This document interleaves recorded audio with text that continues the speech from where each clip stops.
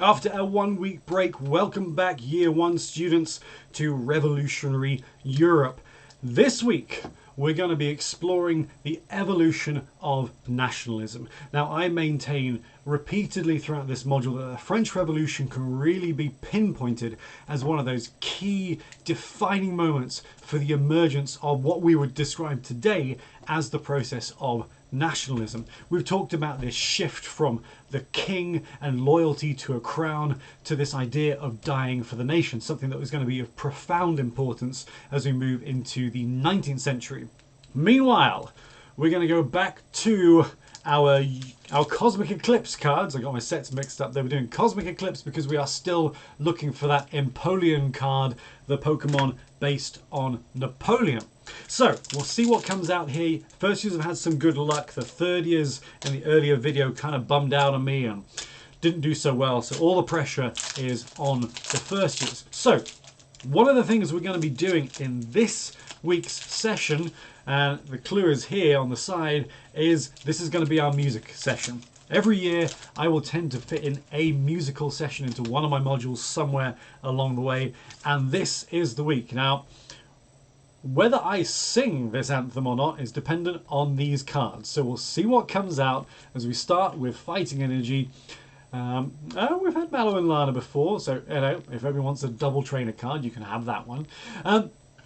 So, the French National Anthem, one of the, not the earliest national anthem, but one of the earliest. Certainly one of the earliest examples to really put emphasis on the nation.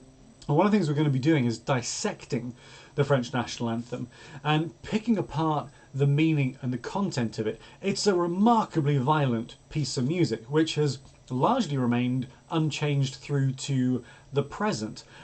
So much of the narrative is based around this idea of conflict with other nations. I mean, if you work through the translation in English, which is something that we're going to do during the session next week. We've had that card before. We can bring it out. And there's Groundon. So that's got to be rare. Yep, so there's our rare reverse. That's pretty cool. Hey, we got him! There he is! Oh, I'm delighted!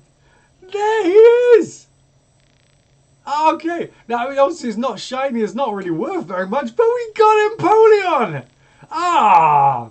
You know what, this is going to be the last pack of Cosmic Eclipse that I was going to look at, and there it is! Ah! Welcome aboard, Empoleon. That, like I say, it's not particularly rare, it's not worth anything, but in the context of the course, that is brilliant. And can you see Napoleon in him? Can you? It might be a stretch, but that's what he's based on. That's so cool. Awesome. All right. Good start. In a different way to the other classes, but a good start. We got Empoleon.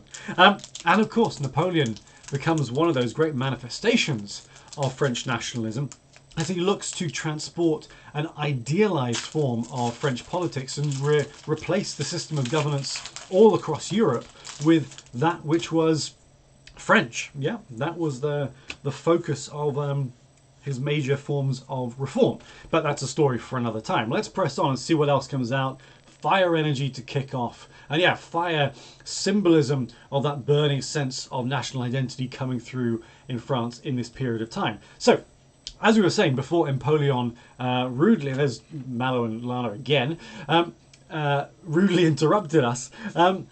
We're talking about the content of the anthem, which is obsessed about the threat posed by other nations. As much as the French national anthem is a narrative about the importance of France, it's also about the importance or the threat posed, Swirlix, that's nice, posed by those neighbours on the border. So it's sort of warning you about the threats that other nations are posing. And you think of the way national anthems work. There's something that you tend to perform in a crowd, collectively, large-scale repetition.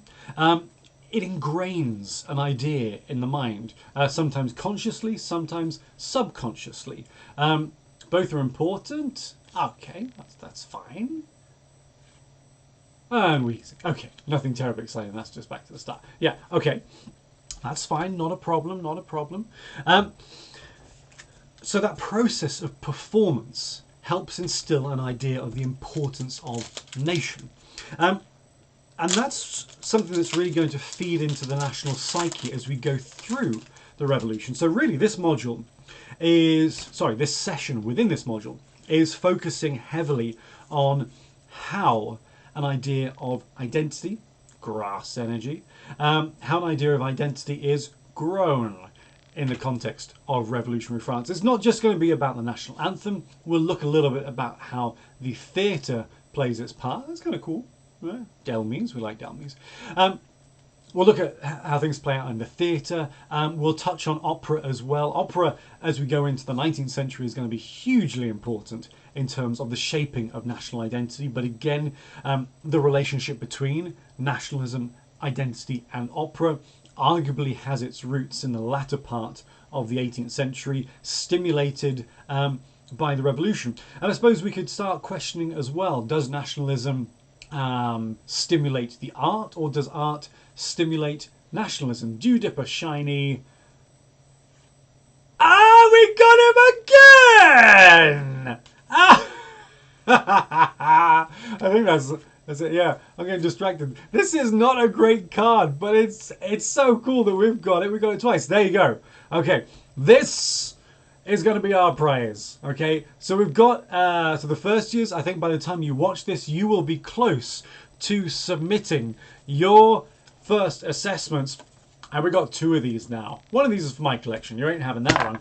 But this one, this is now up for grabs. Like I say, it has no financial worth whatsoever. It might be worth about 50p at most. However, in the context of this course, this is of great symbolic value.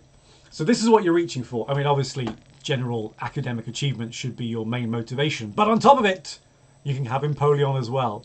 So, awesome! That's what we're doing this week. We're going to look at Empoleon cards probably a lot, probably more than we need to. But we're also going to be thinking about nationalism.